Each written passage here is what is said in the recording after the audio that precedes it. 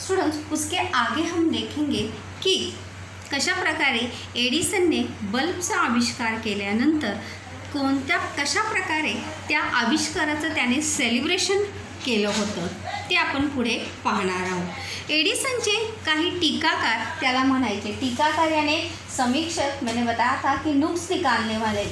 जब हम अच्छा काम करते हैं तो अच्छा काम करते समय कुछ ऐसे भी लोग होते हैं जो हमेशा हमारे काम में क्या निकालते हैं, खामियां निकालते हैं, कमियां निकालते हैं।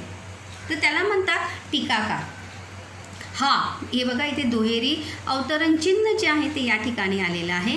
हा सगळा खटाटोप करणे म्हणजे खूप प्रयत्न करणे। हा सुद्धा काय आहे, एक वाक्यप्रचार आहे। खूप खटाटोप करणे, खूप प्रयत्न करणे। फुकटच गेला, फुकट जाणे हा सुद्धा वाक्यप्रचार आहे। फुकट जाणे म्हणजे व्यर्थ जाणे, वाया जाणे। उद्गारवाचक चिन्ह आहे बघा। कारण यातल्या बहुतेक नोंदी यानी जो हम नोट करके रखते हैं, क्योंकि थॉमस एडिसन हमने देखा था की त्यांच्या वह्यांची जवळजवळ 40,000 पाने जी आहेत त्यांनी आपल्या प्रात्यक्षिकाची प्रयोगाची, भले उन्हें प्रयोगों में या प्रात्यक्षिकों में सफलता नहीं मिली थी, लेकिन उन्होंने कम 40,000 पेज जो है वो उन्होंने लिखकर रखे थे।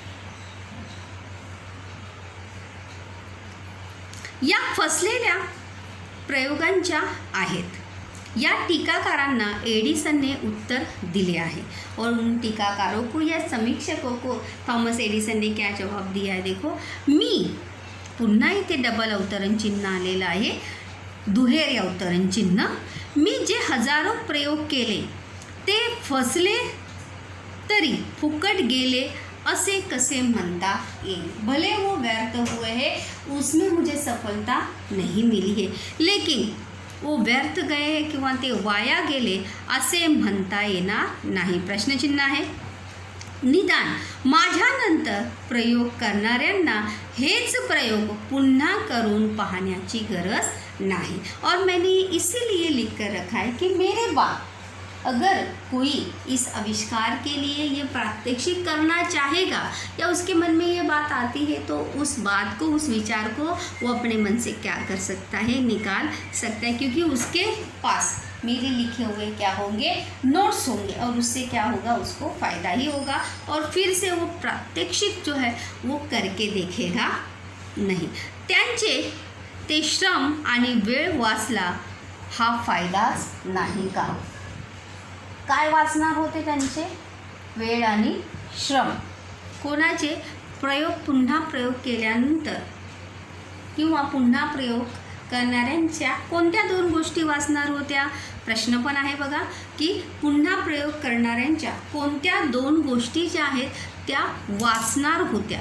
कोणत्या 2 गोष्टी ज्या आहेत त्या वाचणार होत्या। कोणत्या, श्रम आणि वेळ, समय और मेहनत। ये 2 चीज़ें जो है क्या होगी, उनकी बचत होगी।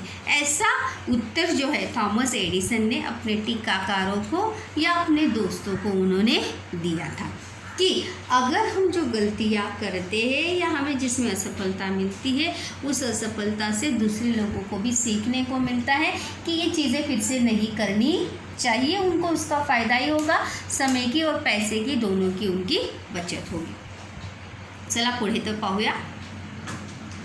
सतत 10 ते 12 वर्षे प्रयोग करून पाहिल्यावर पहा, त्या दिव्याचा, त्या बल्बचा आविष्कार करण्यासाठी थॉमस एडिसन यांना किती वर्षे लागली होती, 12 वर्ष। 10 ते 12 वर्ष प्रयोग करून पाहिला। सतत म्हणजे निरंतर, प्रत्येक वेळी ते त्यामध्ये काय करत होते, नवीन नवीन गोष्टी करून पाहत होते की कोणत्यामध्ये त्यांना यश मिळणार आहे। दिव्यांमध्ये फिलॅमेंटसाठी वापरण्यात येणाऱ्या टंगस्टन धातूचा प्रयोग जो आहे तो यशस्वी झाला। और दिए में फिलामेंट के लिए जो जलता है उसके लिए कौन से धातु का प्रयोग जो है उनका यशस्वी हुआ था, क्योंकि पहले उन्होंने प्लैटिनम का यूज़ किया था, लेकिन प्लैटिनम क्या था, महंगा था। इसीलिए त्यांचा जो दुसरा धातू त्यांनी वापरला होता तो कोणता होता, टंगस्टन। कोणता धातू होता, टंगस्टन। या धातूचा उपयोग जो आहे या त्यांनी त्याच्यासाठी केला होता. धातूचा प्रयोग जो आहे तो काय झाला होता, यशस्वी झाला. इतका महत्त्वपूर्ण शोध लागला, पण तो लोकांना माहिती कसा हुआ और ये आविष्कार हुआ और इस आविष्कार के बारे में लोगों को कैसे पता चले की कशाचा आविष्कार झालेला आहे, कशाचा शोध लागला आहे. दिव्याचा शोध लागला आहे. अंधारातून अंधार जाऊन प्रकाश आलेला आहे, याची माहिती लोकांना कशी करावी किंवा कशी व्हावी, त्याच्या डोक्यात एक कल्पना आली.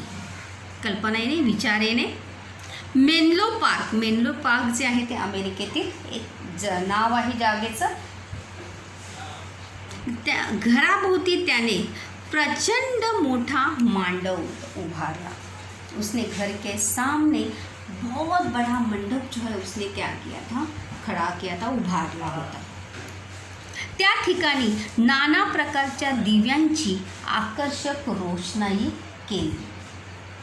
और वहीं पे उसने अपने ही घर के सामने विविध प्रकारच्या दिव्यांची काय केली होती, नाना प्रकारचे म्हणजे विविध प्रकारच्या दिव्यांची रोषणाई, आकर्षक मतलब आँखों को म्हणजे डोळ्यांना दिपवणारी अशी त्यांनी रोषणाई केली होती. रोषणाई करणे हा सुद्धा काय आहे, वाक्य प्रचार आहे. म्हणजे दिव्यांच्या माळांनी म्हणजे ज्या प्रकारे आपण दिवाळीला वगैरे विविध सणांना आपल्याला आपलं घर दिव्यांनी सजवतो, त्याच प्रकारे थॉमस एडिसनने सुद्धा आपल्या घराला सजवलं होतं. का? कारण की लोकांना माहिती व्हावं की कशाचा शोध लागला आहे, दिव्यांचा शोध लागला आहे. झाडात, झुडपात, अंगणात, गच्चीवर किंबहुना जिथे जागा मिळेल तिथे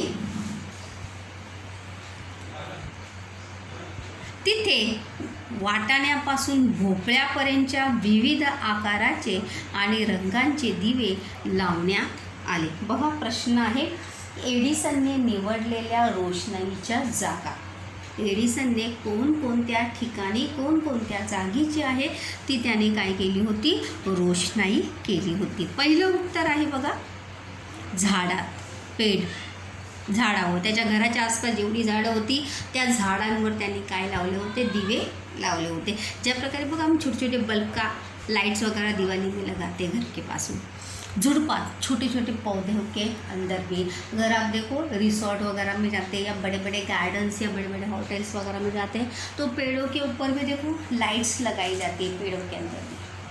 तो उसी प्रकार से अंगनात, अपने घर के सामने, गच्ची यानी टेरेस. ही 4 उत्तर आहेत. झाडात, झुडपात, अंगणात आणि गच्चीवर. बघा, झाडात, झुडपात, अंगणात आणि गच्चीवर या 4 ठिकाणी त्याने दिव्याची रोषणाई केली होती. आणि जिथे जागा मिळेल, रंगीत दिव्यांचे आकार कसे होते, रंगीत दिव्यांचे आकार जे आहे ते कसे होते. तर बघा 2 उत्तर आहे त्याची. रंगीत दिव्याचे आकार कसे होते, त्याचं पहिलं उत्तर आहे वाटाण्यापासून. वाटाणा याने ग्रीन पीस, मटर. छोटा मटर किती लहान असतो का, छोटासा वाटाण्यापासून भोपळ्यापर्यंतचा, भोपळा यानी कोहला, पम्पकिन जिसे कहते, बड़ा सा पम्पकिन रहता है यानी लाल कलर का जो भोपळा असतो, डांगर भोपळा असतो त्या, मतलब छोटे से मटर से लेके बड़े से कोहळे तक भोपळ्यापर्यंत विविध आकाराचे आणि रंगाचे दिवे लावण्यात आले होते. विविध रंगों के और विविध आकाराचे, म्हणजे छोट्या दिव्यांपासून मोठ्या दिव्यांपर्यंत, मोठ्या आकाराच्या बल्बपर्यंत त्याने आपल्या घरासमोर अंगणात काय केली होती, दिव्यांची रोषणाई जी आहे त्याने सगळीकडे केली होती.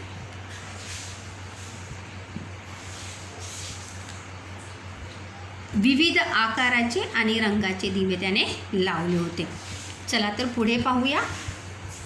तो दिवस होता 21 ऑक्टोबर 1879. बघा दिव्याचा शोध कधी लावला लक्षात द्या. तो दिवस होता 21 ऑक्टोबर 1879चा दिवस आणि वर्ष जे आहे ते लक्षात ठेवा की बल्बचा शोध कधी लागला. 21 ऑक्टोंबर 1879, 1879. घराभोवतीचा दिव्यांचा झगमगाट पाहायला सारे गावच्या गाव लुटले. आणि थॉमस एडिसनने आपल्या घरासमोर हे सर्व काय म्हणजे थॉमस एडिसनच्या घरासमोरची दिव्यांची रोषणाई पाहून किंवा त्याच्या घरासमोरची दिव्यांची रोषणाई पाहण्यासाठी गावच्या गाव लुटले. ते गावातील सर्व लोक त्याच्या घरासमोर ती रोषणाई पाहण्यासाठी आले. एडिसनने केलेल्या दिवाळीचा वर्तमानपत्रात आणि सगळीकडे गवगवा झाला. गवगवा होणे हा सुद्धा काय आहे, वाक्य प्रचार आहे. गवगवा होणे म्हणजे बोलबाला होणे, प्रसिद्धी होणे, सगळ्यांना माहिती होणे. एडिसनने केलेल्या या दिवाळीचा म्हणजे एडिसनने एडिसनने घराला ज्या प्रकारे सजवलं होतं, उसकी ये बात देखकर सभी लोग क्या हुए थे, चकित हुए थे और देखने के लिए आए थे वर्तमान पत्र. और ये बातें वहाँ के न्यूज़पेपर में भी छपकर आई थी. गवगवा होणे म्हणजे प्रसिद्धी होणे, सर्वांना माहिती होणे. वर्तमानपत्रातून दिव्याच्या शोधाची बातमी जगभर पसरली और न्यूज़पेपर के माध्यम से उसी समय दिए के आविष्कार की बातमी या न्यूज़ जो है पूरे विश्व में फैल गई की थॉमस एडिसन यांनी कशाचा शोध लावला आहे, दिव्याचा शोध जो आहे तो त्यांनी लावला आहे. टंगस्टन जो आहे एक प्रकारचा वीजवाहक धातू आहे आणि प्लॅटिनम एक दुर्मिळ धातू आहे. प्लॅटिनम जो आहे धातू जो आहे तो सर्वात जास्त महाग असतो. पुढे पाहूया. 21 ऑक्टोंबर 1929 या दिवशी एडिसनने लावलेल्या दिव्याच्या शोधाला 50 वर्षे पूर्ण झाल्यावर साऱ्या अमेरिकेने हा दिवस एखाद्या महोत्सवासारखा साजरा केला. और पहिले आविष्कार कधी झाला होता, 21 ऑक्टोंबर. आविष्काराचा दिवस लक्षात ठेवा, 21 ऑक्टोंबर 1779. 21 अक्टूबर 1879. और 50 साल कब हुए उसे, 21 अक्टूबर 1929, 1929 को थॉमस एडिसन के इस आविष्कार को कितने साल हुए थे, 50 साल. कितने साल हुए, 50 वर्षे पूर्ण झाल्यावर साऱ्या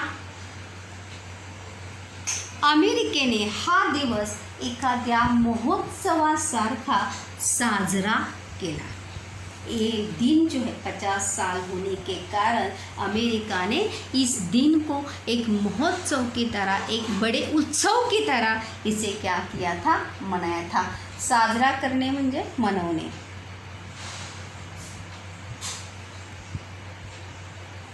एका मोठ्या समारंभात अमेरिकेच्या अध्यक्षांनी एडिसनचा सन्मान केला. सन्मान करणे हा सुद्धा काय आहे, वाक्यप्रचार आहे. सन्मान करणे म्हणजे सत्कार करणे. आणि एका मोठ्या कार्यक्रमात, समारंभाचा समानार्थी शब्द काय आहे, कार्यक्रम. तो एका कार्यक्रमामध्ये थॉमस एडिसनचा अमेरिकेच्या अध्यक्षांनी काय केला होता, सत्कार केला होता.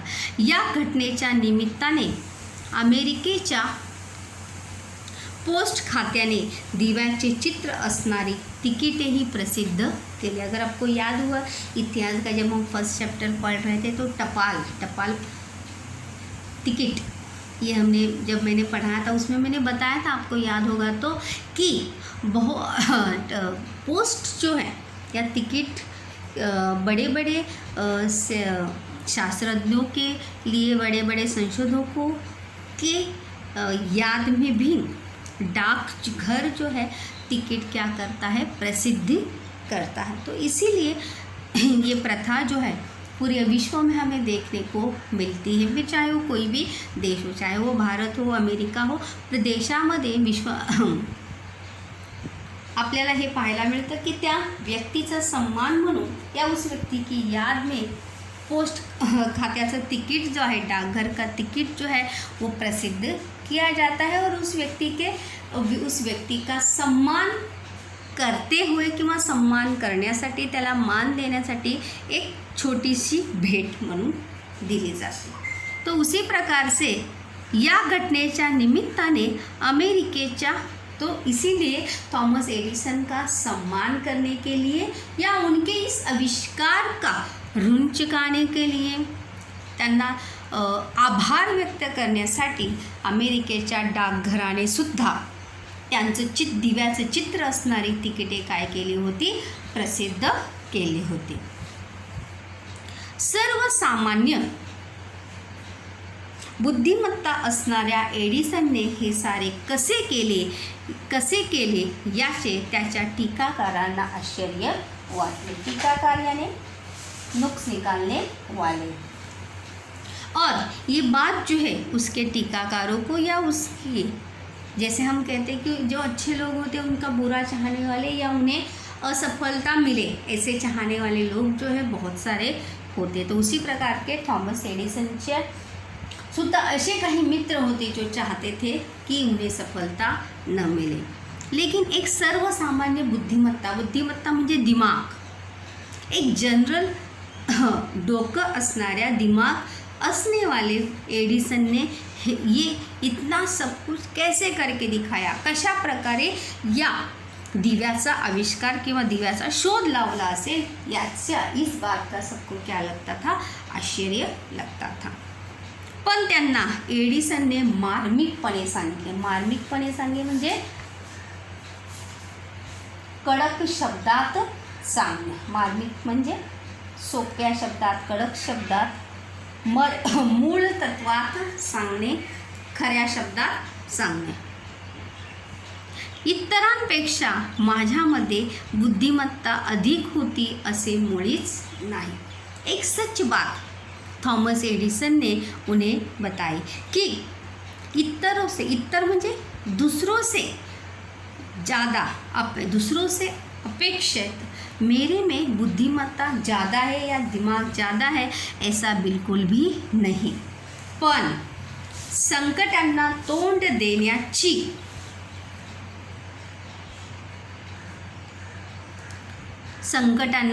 देण्याची, असंख्य प्रकारचे प्रयोग करून पाहण्याची व हजारो वेळा अपयश आले तरी पुन्हा तितक्याच उमेदीने नवे प्रयोग करून पाहण्याची चिकाटी माझ्याजवळ होती. बघा प्रश्न पण आहे, एडिसनच्या व्यक्तिमत्वाचे